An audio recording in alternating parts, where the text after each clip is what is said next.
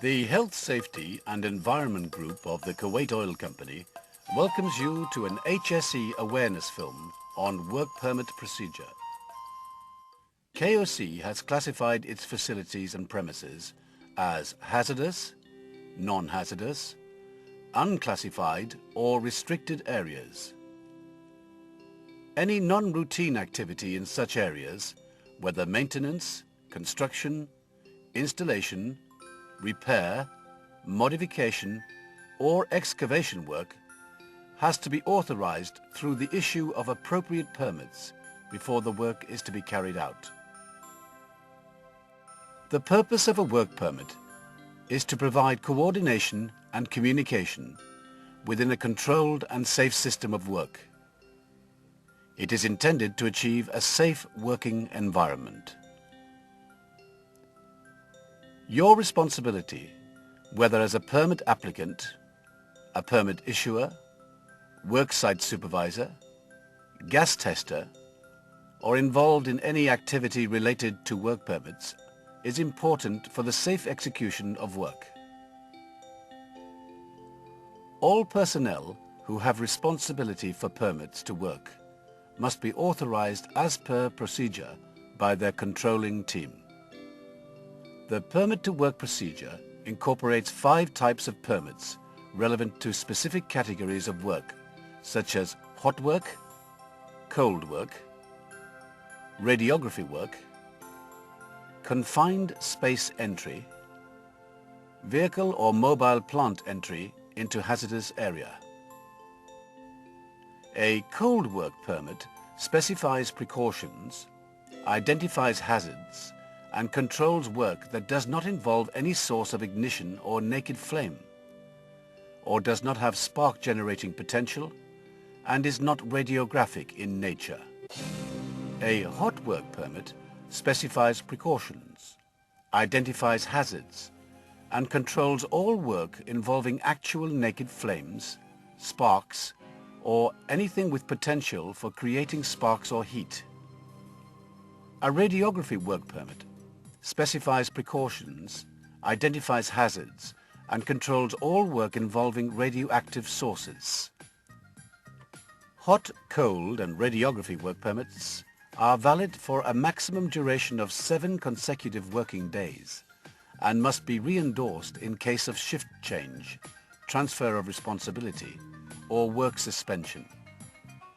A vehicle or mobile plant entry permit specifies precautions, identifies hazards, and controls all work involving entry of a vehicle or mobile plant into a hazardous area. A confined space entry permit specifies precautions, identifies hazards, and controls all work involving entry to an enclosure which has a limited means of entry or exit, and where there is possible presence of air contaminants harmful to humans. The confined space entry permit is valid for 1 shift. An excavation notification is required for all excavations regardless of depth. It is not a permit to work, but a document to notify the concerned authorities which have responsibility and jurisdiction for safety and integrity of above ground and underground services existing at the proposed site of excavation. It is valid for 90 days and requires other appropriate permits to carry out the excavation work.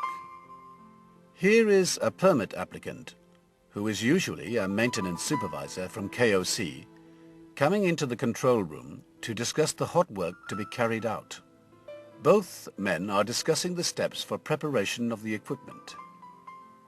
The permit issuer is identifying the potential hazard associated with the work as shown in box 2 of the permit. The precautionary measure to mitigate these potential hazards as shown in box number 3 of the permit.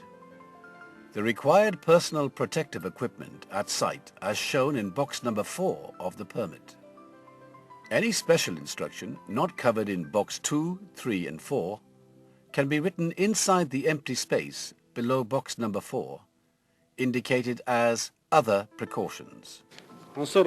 Now the potential hazards and precautions have been duly identified by the permit issuer, who has asked his operator to prepare the site accordingly, both permit applicant and operator are proceeding to worksite for preparing the equipment.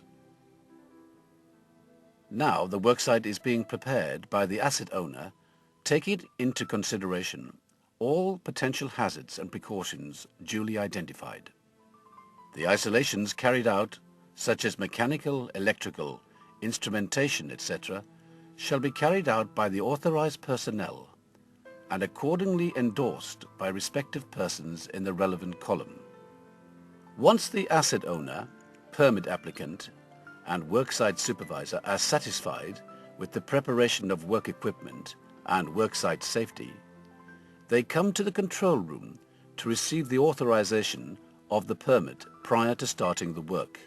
After confirming the safe preparation of both equipment and worksite, the permit issuer has authorized the permit and subsequently permit applicant and worksite supervisor have taken the responsibility for safe execution of work by signing on the permit in front of the permit issuer. The permit issuer has distributed the work permit copies as mentioned on the bottom of the work permit. The original to be kept with the worksite supervisor for worksite. The first copy is kept with the permit applicant. The second copy is to be forwarded by the permit issuer to the fire team, except for cold work permits. And the third copy is retained by the issuing authority. Now all precautionary measures for safe execution of work have been ensured with due coordination between permit applicant, permit issuer, and worksite supervisor. The clearance has been given to the worksite supervisor to start the work. The worksite supervisor is giving a toolbox talk to his crew prior to starting the work. The work is ready to start. The new shift has taken charge. The worksite supervisor has stopped work and comes to the control room to take shift endorsement of the permit. The permit issuer verifies that the isolation and precautionary measures are intact as required for the work before he endorses the permit on shift change. Here both area operator and worksite supervisor are coming to the work location to verify precautions required. The gas test has been carried out and the permit is endorsed by the oncoming shift permit issuer. In case of any dangerous situation at the worksite or adjacent facilities, all work must stop immediately and shall not recommence until the worksite is declared safe and subsequently the permit is endorsed by the permit issuer. In such a situation, for example fire or gas leak, the workers, on hearing the dangerous situation alarm, shall vacate the area after making the worksite safe and shall proceed to a designated assembly point for mustering and further instructions. Once the dangerous situation alarm is cleared, the worksite supervisor goes to the permit issuer to endorse the permit before restarting the work. The permit issuer verifies the requirement of shift endorsement, as explained in earlier scenes, prior to endorsing the permit.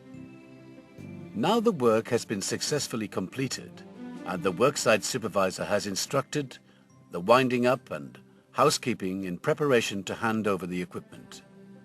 On completion of the work, the worksite supervisor will ensure the proper housekeeping of the work location, whereas the permit applicant is responsible for satisfactory handover of the worksite to the permit issuer. The permit issuer shall ensure the area is acceptable by visiting the work location prior to signing off the permit. He can allow the de-isolation and normalization of equipment, taking all precautionary measures. The issuance of a work permit does not in itself make a job safe. Safety can only be achieved by those preparing the work and those carrying out the work. To ensure the permit to work procedure is effective, do not attempt to bypass it. If you are unsure of any instruction on work permits or in any doubt regarding the procedure, stop and ask your supervisor for guidance.